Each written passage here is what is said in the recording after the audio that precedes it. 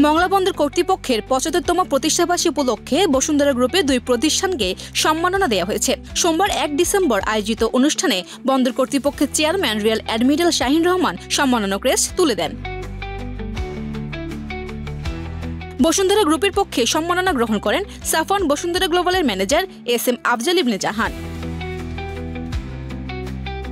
Safwan Bashundhara গ্লোবালের manager জানান, Bashundhara group ধারাবাহিকভাবে মংলা বন্দর ব্যবহারকারী হিসেবে সম্মাননা পেয়ে আসছে। ভবিষ্যতে আরও বড় লক্ষ্য নিয়ে কাজ করছি।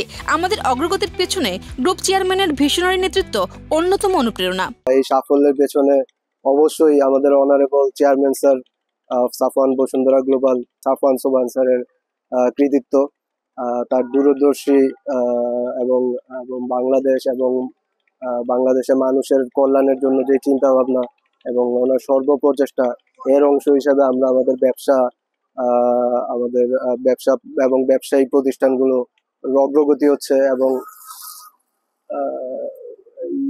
ওনার এই দূরদর্শী চিন্তা ভাবনার কারণেই আমাদের এইগুলা আমাদের এই যে প্রত্যেক বছর যে আমরা পুরস্কার পাচ্ছি এটা সফল হচ্ছে। মংলা বন্দর কর্তৃপক্ষ জানান, ব্যবসায়ীদের উৎসাহিত করতে প্রতি বছর বিভিন্ন ক্যাটাগরিতে সম্মাননা দেওয়া হয়। এবারও 29টি প্রতিষ্ঠানকে পুরস্কৃত করা হয়েছে।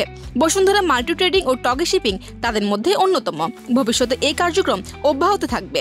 মংলা বন্দরের বিভিন্ন কার্গো, কন্টেনার জাহাজ, তারপরে কয়লা, সার, এই সব ক্ষেত্রে যারা সর্বোচ্চ অবদান রেখেছেন তাদের 28টি প্রতিষ্ঠানকে আমরা কিন্তু সম্মাননা প্রদান করছি।